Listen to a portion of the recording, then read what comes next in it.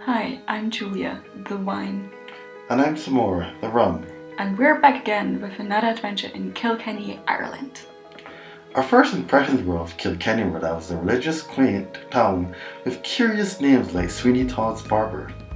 We left that after a short trek into town. We were greeted by the River Nore and Kilkenny Castle.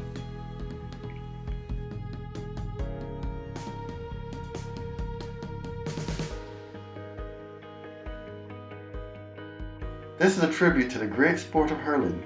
I promise we'll understand it one day. Hurling is a very important sport. They even have a museum dedicated to it. It was so early in the morning that most of the paths were empty. We would have loved to follow the river path, but the castle up above called to us. Built in 1195 and taking 18 years to finish, we were surprised by its size. Fun fact, highest temperatures in Ireland were recorded here, 33.3 degrees in 1887. It did feel quite a bit warmer than Dublin, being away from the seaside, to be honest. The castle park is popular with locals as well. Apparently they have runs on weekends, but you can also leisurely stroll through the 5 kilometers around the inside of the castle walls. Around the park you can see wildlife, especially birds. Luckily, they aren't too shy, so it's a good chance to observe them. Hello, bird friend.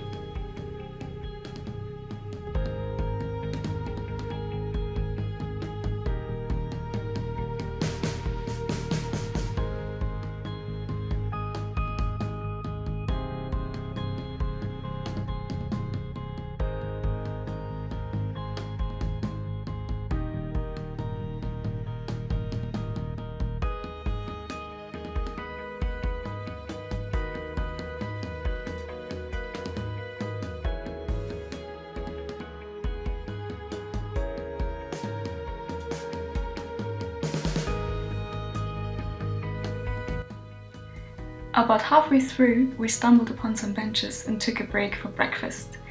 We were just minding our own business when a sneaky squirrel tried to approach us like a ninja for some of our breakfast.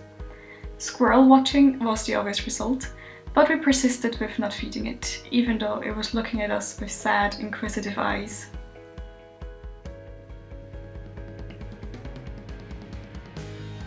We did have to leave our squirrel friend. Hopefully it found some crumbs underneath the table. There was even a nice shady area to relax from the sun before our path ended up at the castle once again.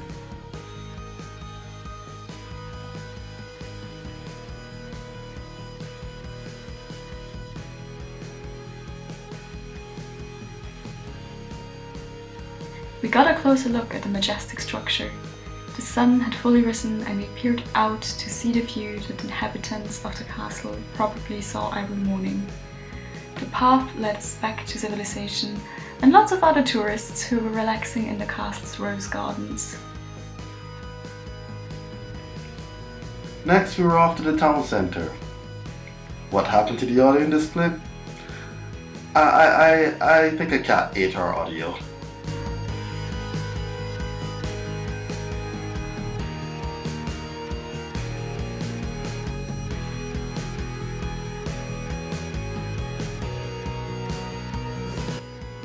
On our exit from Kilkenny Castle, we entered the Medieval Mile, which is the old city centre of Kilkenny.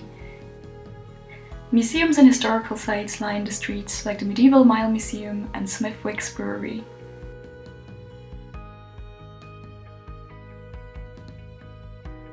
Cathedral Inn has a dark history attached that we delve into in our 5 unusual things to do in Kilkenny article on our blog. A hidden spot you can go to is the Black Cat Cafe and have a delicious brunch. We recommend the homemade scones with a cafe mocha and naturally tea. Yes, it was Barry's. It's a nice place to relax like a local and enjoy the sounds of the city beneath the hopefully blue skies. Further down the street, an up a flight of stairs leads you to Canice's Cathedral, highlighted by a 30-meter high tower.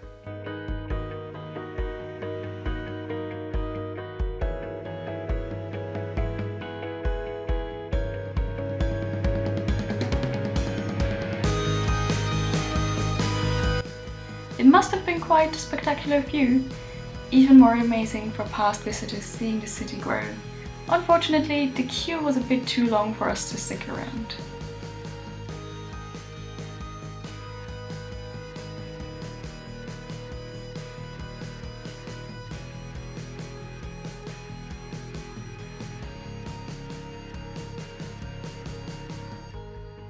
In Kilkenny, there are medieval buildings everywhere. It's fun looking at the dates of the buildings and imagining just how the town looked different during the centuries. A definite must-visit town for medieval architecture lovers.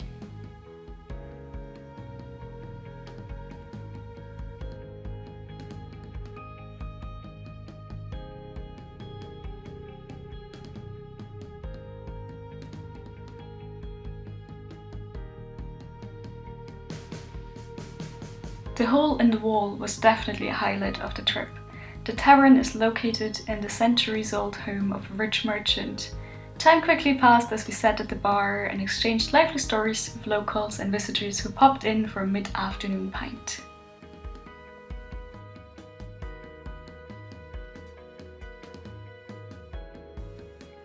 A day was too little to spend visiting this captivating town. We recommend overnighting to take in a lot more of the city and the nightlife. For more details, don't forget to check our 2 blogs linked in the description below. 5 unusual things to do in Kilkenny and must-sees in Kilkenny.